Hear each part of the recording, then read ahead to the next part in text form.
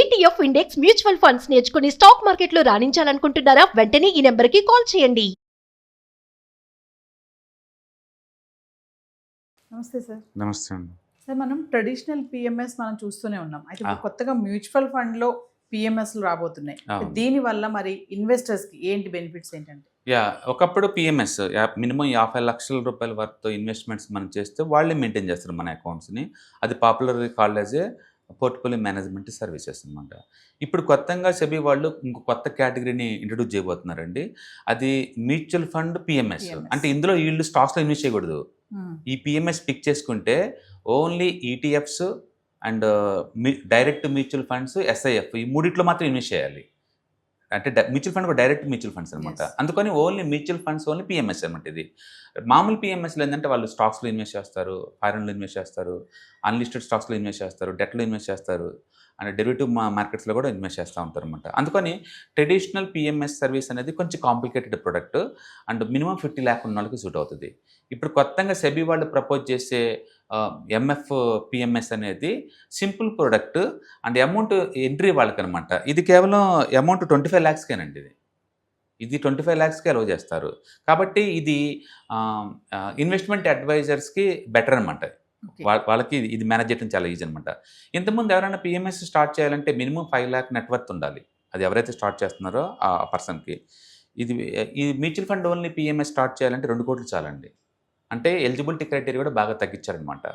ఇంతకుముందు PMS run చేయాలంటే ఒక డైలింగ్ రూమ్ సపరేట్గా ఉండాలి అండ్ క్వాలిఫికేషన్స్ కూడా లేదు. పీజీ చేసి ఉండాలి. ఆ పీజీలో కూడా ఫినాన్స్ సబ్జెక్టుగా ఉండాలి లేదా సిఎఫ్ఏ ఉండాలి అండ్ ఎక్స్పీరియన్స్ మినిమం 5 years అలా ఉండాలి. ఇప్పుడు కొత్తగా దీంట్లో ఎనీ గ్రాడ్యుయేట్, అసలు ఫినాన్స్ అవసరం లేదు, any graduate plus 2 years experience ఉండి ఎన్ఐఎస్ఎం సర్టిఫికేట్ ఉంటే చాలు ఎవరైనా లాంచ్ చేసుకోవచ్చు. సో చాలా లిబరల్గా ఓపెన్ చేస్తున్నారు. ఇంతకుముందు అయితే ఓన్లీ ఫినాన్స్ కోర్ సబ్జెక్ట్ ఉన్న వాళ్ళని అలౌ చేసేవాళ్ళు అనమాట. ఇప్పుడు ఇంకా అవసరం లేదు. రెండోది రీసెర్చ్ వర్క్ ఇంత ముందులా టూ మచ్ చేయాల్సిన పని లేదు. ఎందుకంటే మీరు స్టాక్స్ని ఏమి అడ్వైజ్ చేయట్లేదు ఇక్కడ. Only direct mutual funds, ETFs, SIFA. కాబట్టి ఇంత ముందంత టూ మచ్ ఇన్సెంటివ్ రీసెర్చ్ చేయాల్సిన అవసరం లేదనమాట. ఇప్పుడున్న దాంట్లో డైలింగ్ రూమ్స్ మీకు అవసరం లేదు. 2 ఎగ్జిట్ లోడ్స్ కూడా అవసరం లేదు, చాలా లైట్ అనమాట. ఇంతకుముందు పిఎంఎస్లో అర్లీ బయటకు వెళ్ళారనుకోండి పెనాల్టీలు వేస్తారు. కాబట్టి ఇంతకుముందు ప్రొడక్ట్తో పోల్చుకుంటే ఇది అమౌంట్ వైజ్ తక్కువ 25 lakhs. నెట్వర్త్ కూడా ఇంతకుముందు 5 crore ఉంటే ఇప్పుడు కొత్తగా పెట్టే వాళ్ళకి 2 కోట్లు ఉంటే సరిపోద్ది. క్వాలిఫికేషన్ ఇంతకుముందు ఫినాన్స్ కంపల్సరీ, ఇప్పుడు ఎనీ గ్రాడ్యుయేట్ బీయింగ్ చేసుకోవచ్చు 2 years ఎక్స్పీరియన్స్ ఉండి ఎన్ఐఎస్ఎం సర్టిఫికేట్ ఉంటే. అండ్ ఇది ఫీజ్ స్ట్రక్చర్ కూడా ట్రాన్స్పరెంట్గా ఉంటుంది. అండ్ రీసెర్చ్ అనలిస్ట్లో చేయాల్సిన వర్క్ ఏం లేదనమాట.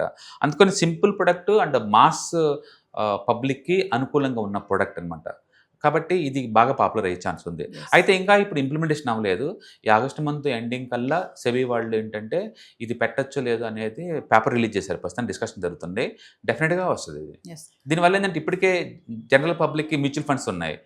ఇక డైలీ 100 రూపాయలు కూడా పెట్టుకోవచ్చు. ఆ తర్వాత ఏంటంటే కొంచెం ఎక్కువ డబ్బు ఉన్న వాళ్ళ కోసం ఎస్ఐఎఫ్ స్టార్ట్ చేశారు. అంటే ఫ్యూచర్స్ అండ్ ఆప్షన్స్లో ట్రేడ్ చేసుకోవడానికి కన్వీనియంట్గా ప్లస్ పెద్ద మొత్తంలో పెట్టే వాళ్ళకి దాంట్లో మినిమం 10 lakh పెట్టారు. ఇప్పుడు మళ్ళీ కొత్తగా వాళ్ళ తర్వాత మళ్ళీ సెకండ్ చాయిస్ ఏంటంటే 25 lakh వర్త్ పెట్టుకునే వాళ్ళ కోసం and mutual fund only PMS. దీని తర్వాత ఏంటంటే 50 లక్షలు పెట్టుకునే వాళ్ళకి ట్రెడిషనల్గా పిఎంఎస్ ఎలాగో ఉన్నాయి.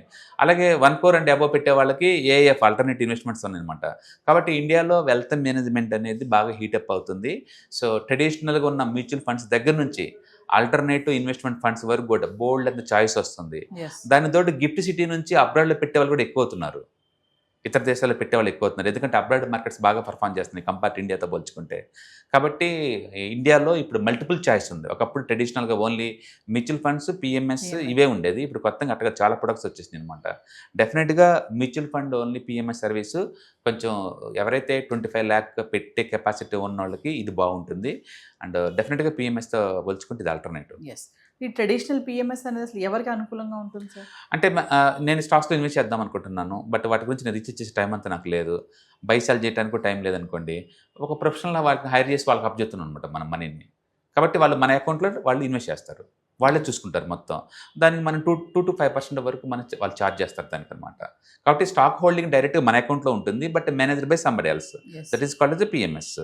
ఇప్పుడు వచ్చేది ఏంటంటే స్టాక్స్ కొనకూడదు నువ్వుగా, మ్యూచువల్ ఫండ్స్ ఓన్లీ. అంటే only direct mutual funds and ETFs and SIF వీటితో మాత్రం పోర్ట్ఫోలియో డెవలప్ చేయాలి. కాబట్టి రిస్క్ తక్కువ ఇంతకుముందుతో పోల్చుకుంటే అండ్ రివార్డ్ కూడా కన్జర్వేటివ్గా ఉంటుంది అనమాట. చూడాలి ఇలా ఈ ప్రోడక్ట్ ఎలా డీల్ చేస్తాయి, ఎలా వాళ్ళు మెయింటైన్ చేస్తారు అనేది. అంటే ఈ 2 విధానాల్లో పోర్ట్ఫోలియో మేనేజ్ చేయాలి అంటే చేసుకోవచ్చు. అంటే కాకపోతే ఒకటి మ్యూచువల్ ఫండ్స్ ఉండి మళ్ళీ mutual fund only portfolio maintain చేయడం కుదరదు. ఇప్పుడు సపోజ్ ఇప్పుడు నేను ఆల్రెడీ మ్యూచువల్ ఫండ్ డిస్ట్రిబ్యూటర్ అనుకోండి, నేను ఇది చేస్తూ మళ్ళీ కొత్తగా mutual fund only PMS run చేయడం కుదరదు. రెండింటిలో ఒకటే క్లయింట్ ఉండాలి, అది ఉంటే ఇది ఉండకూడదు. బట్ పిఎంఎస్ చేస్తూ ఇది కూడా పెట్టుకోవచ్చు కావాలంటే. అంటే నువ్వు పిఎంఎస్లో ఇన్వెస్ట్ చేసుకోవచ్చు, అంటే మ్యూచువల్ ఫండ్ ఓన్లీ పిఎంఎస్లో కూడా ఇన్వెస్ట్ చేసుకోవచ్చు. Because both are different products కాబట్టి. ఇప్పుడు వస్తుందంటే అసలు స్టాక్స్తో డీల్ చేయకుండా only mutual funds, SIFs and ETFs అడిషనల్గా ఈ మూడింటి ద్వారా వెల్త్ క్రియేట్ చేయడం అనేది అండ్ ఎంఎఫ్ పిఎంఎస్ అనమాట. సో కమింగ్ టు ఎక్స్పెన్సెస్ విషయానికి వస్తే ఈ ట్రెడిషనల్ పిఎంఎస్కి మ్యూచువల్ ఫండ్ పిఎంఎస్కి డిఫరెన్స్? డెఫినెట్గా ట్రెడిషనల్ పిఎంఎస్ చాలా ఛార్జ్ చేస్తారండి. వాళ్ళు మినిమం 2% తీసుకుంటే expense ratio and hurdle rate అంటారు. అంటే మినిమం 7% ప్రాఫిట్ వచ్చింది అనుకోండి, అది దాటి మిగిలిన ప్రాఫిట్ 20% ప్రాఫిట్ షేర్ చేసుకుంటారు వాళ్ళు. అందుకని దాంట్లో ప్రాఫిట్ షేరింగ్ ఆప్షన్ ఉంటుంది. ఒకవేళ ప్రాఫిట్ నేను షేర్ చేయను అంటే 5% ఛార్జ్ చేస్తారు. డెఫినెట్గా పిఎంఎస్ ఈజ్ మోర్ ఎక్స్పెన్సివ్. అంటే ట్యాక్స్ ఎఫిషియన్సీ లేదు, అది షార్ట్ టర్మ్ క్యాపిటల్ గెయిన్ మీ దగ్గర నుంచి ఛార్జ్ చేస్తారు. బట్ మ్యూచువల్ ఫండ్స్ అయినా, ఎస్ఐఎఫ్ అయినా అండ్ ఎంఎఫ్ ఎస్ఐఎఫ్ అయినా, ఎంఎఫ్ మ్యూచువల్ పిఎంఎస్ అయినా సరే short term capital gain tax మనకు అసలు పడదు. So tax more efficiency. కాబట్టి ఈ స్ట్రక్చరే బాగుంటుంది. అందుకని ఎక్కువ పిఎంఎస్లు అన్నీ కూడా లేదు, వాళ్ళు మ్యూచువల్ ఫండ్లోకి ఎంటర్ అవుతున్నారు. పెద్ద పిఎంఎస్ సర్వీస్ వాళ్ళందరూ కూడా ఇప్పుడు అండ్ మ్యూచువల్ ఫండ్ ఇండస్ట్రీలోకి ఎంటర్ అవుతున్నారు. అండ్ మ్యూచువల్ ఫండ్ ఎంటర్ అయిన వాళ్ళందరూ కూడా ఇలాంటి వాటికి ఎంటర్ అయ్యే ఛాన్స్ ఎక్కువ ఉందన్నమాట. కాబట్టి పిఎంఎస్తో పోల్చుకుంటే డెఫినెట్గా MF only PMS service more tax efficient, less expensive. కాబట్టి దీంట్లో స్టాక్స్ ఉండదు, గుర్తించాలి మనం. Thank you. రైట్.